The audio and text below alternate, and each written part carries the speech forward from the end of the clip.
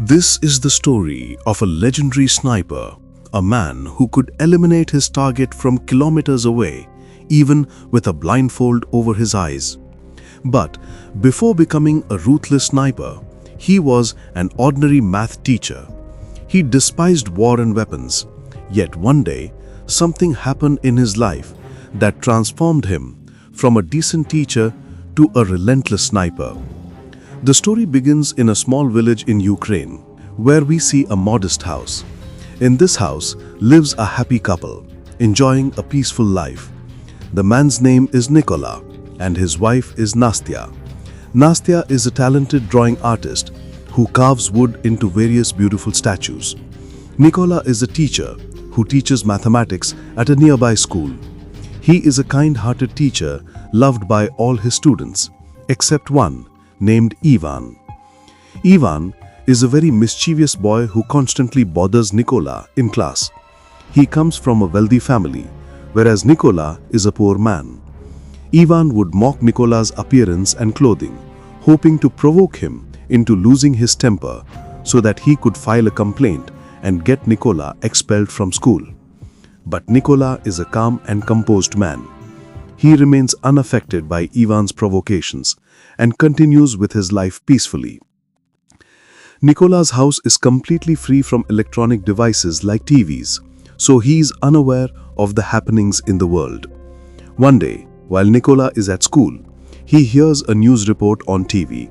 Russia has attacked Ukraine. Many soldiers have been killed, and Russia has seized control of multiple regions. That evening, when Mykola returns home, he receives joyous news. His wife is pregnant. Overjoyed at the prospect of becoming a father, Mykola and Nastya celebrate together. The next day, Mykola bids farewell to his wife and sets off on his bicycle to teach at the school. On his way, he notices two soldiers smoking casually, wearing uniforms that are completely unlike those of Ukrainian soldiers. Something about them feels off, but Mykola assumes the government might have issued new uniforms, so he pays little attention and quickly reaches the school. Upon entering, Mykola finds the school entirely empty. No students have arrived. A sense of unease grips him. He turns on the TV and sees the news again. Russian soldiers have entered Ukraine, taking control of territories. Realization dawns on Mykola. Those soldiers he saw earlier were Russian. Fear for his wife's safety overwhelms him. She is alone at home. He rushes back on his bicycle. But by the time he reaches home, it is too late. He sees the two soldiers brutally beating his wife. Mykola tries to protect her, but the soldiers beat him as well. He pleads with them, "Please don't hurt my wife, she's pregnant." But the soldiers ignore his cries and continue their assault. A little later, a Russian soldier searches Mykola's house. Finding nothing of value, he becomes enraged and sets the house on fire before leaving. Watching his home burn, Nastya, enraged and desperate, picks up a stone and tries to fight back against the Russian soldiers. Seeing this, one soldier fired a shot and Nastya was killed instantly. Mykola felt as if the ground beneath him had vanished. He rushed to his wife, cradled her in his arms, and broke down, crying uncontrollably. Hours passed in this grief-stricken state when two Ukrainian soldiers arrived at Mykola's house.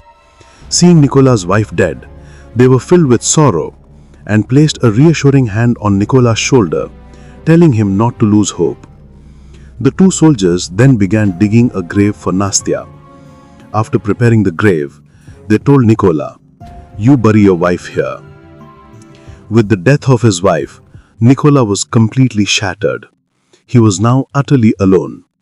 The Russian soldiers had not only killed his wife, but had also destroyed his home and taken away the life of his unborn child. Consumed by a fiery desire for revenge, he knew that he had to eliminate the Russian soldier who had shot his wife.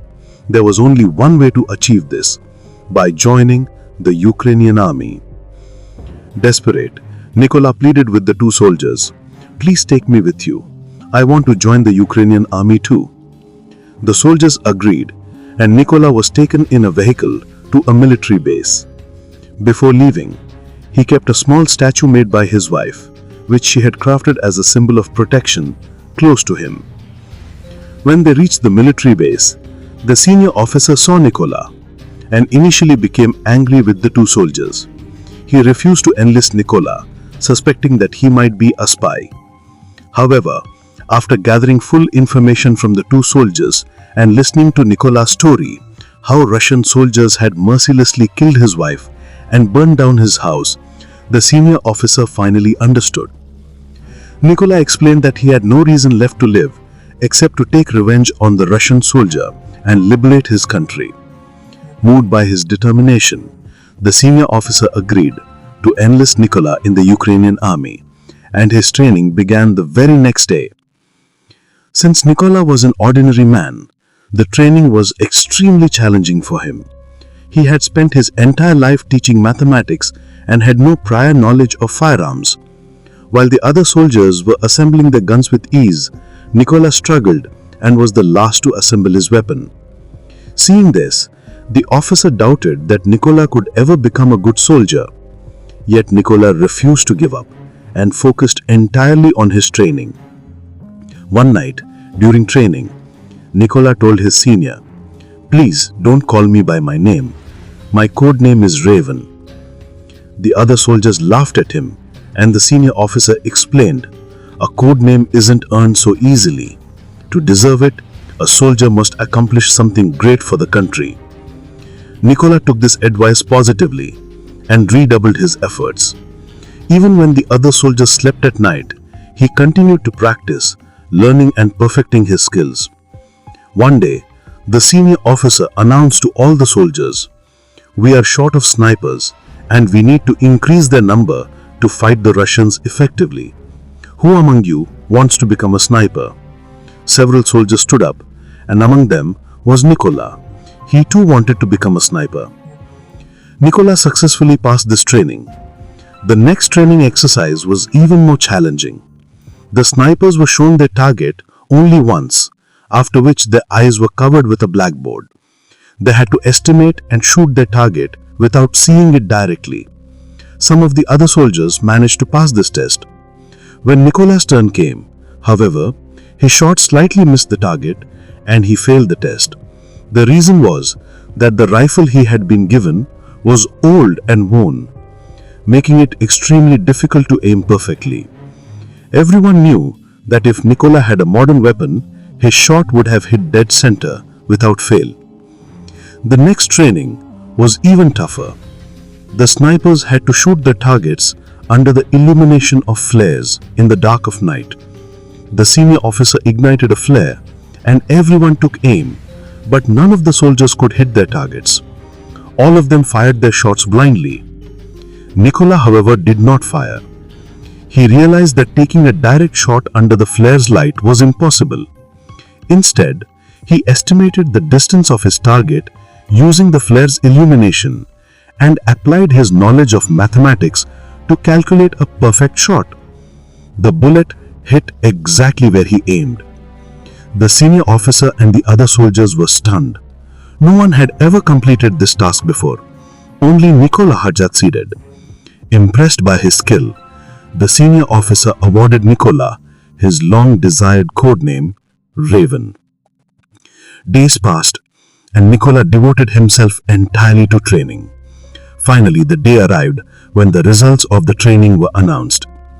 The colonel saluted Mykola and told him that he had passed the tests. A few days later, the colonel approached Mykola and told him to pack his gear. They had received intelligence that some Russian soldiers had seized a checkpoint, and this marked the beginning of the real mission. Mykola's team quickly reached the location and took positions, ready to eliminate the Russian soldiers. Just as they were about to fire, they noticed a vehicle approaching the checkpoint. The colonel immediately ordered the team not to shoot. The Russian soldiers stopped the vehicle and ordered the occupants to get out.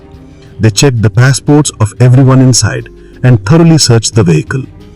When everything appeared to be in order, They allowed the people to leave, but kept their passports. When the occupants asked for their passports back, the soldiers beat them mercilessly. Witnessing this,